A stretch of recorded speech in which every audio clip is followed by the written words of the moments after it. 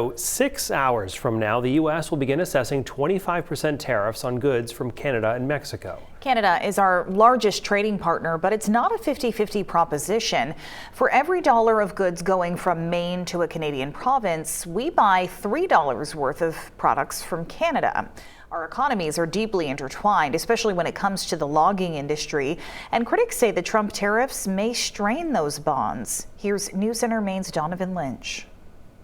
In the logging and forest products industry, Maine and Canada are joined at the hip. I mean, they're exceptionally intertwined. This relationship is something you can see in the satellite images of the state's western border. Trucks carry raw logs from Maine's North Woods to be processed by manufacturers just across the way in Quebec. Much of it sent back as the kind of lumber used to build homes. It's an arrangement Dana Duran of Professional Logging Contractors of the Northeast says is based on lower production costs up north. Canada has done a really good job subsidizing their manufacturers, so they provide lower cost electricity. To balance the scales, the United States has charged a fee of around 14% on specific manufactured wood products coming in from Canada, giving sawmills in Maine the chance to compete. But now something much larger looms: tariffs. And so we have this kind of scenario where we don't know how it's going to play out. On Tuesday, President Donald Trump is poised to slap a 25% tariff on goods from Canada, expected to go on top of the current duty on popular Canadian wood products.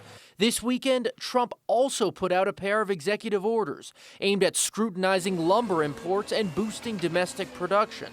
In anticipation of this policy shift, Canadian companies like Irving have already made inroads in Maine, buying up sawmills in places like Masardis. Even if the tariffs have an impact upon the consumer, the Canadians are still going to benefit because they've already invested in the manufacturing. That's an example of a tariff doing what they've intended it to do, which is change behavior in the marketplace. Even so, Krista West of the Maine Forest Products Council is worried about potential disruptions caused by the White House's plan. Any sort of a broad sweeping tariff would really impact our ability to meet demand. Then there's the Canadian side. A tariff against our northern neighbor would likely be met with a tariff against goods from the United States, increasing costs for Canadians. Already, companies like JL Ouellette in Quebec are cutting ties with Maine suppliers, opting instead to buy wood from Canada. A load that is picked up today, but it's most probably our last one. Trump is there with the way he's doing. I'm not going to purchase from the U.S.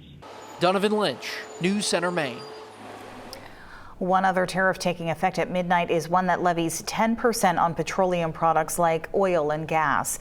Today, Governor Janet Mills told reporters why this tariff makes no sense to her. As you know, more than 80% of our petroleum products come from Canada, and some of them come through Canada, but from the west coast of the United States. So is it foreign oil? Is it Canadian oil? Is it American oil that's taking a long trip around? It doesn't make any sense to impose tariffs on those products. And as you know, about 50% of our homes are heated with oil, and that, most of it comes from St. John, New Brunswick, just like gas for the gas stations too. So the impact on Maine cannot be underestimated.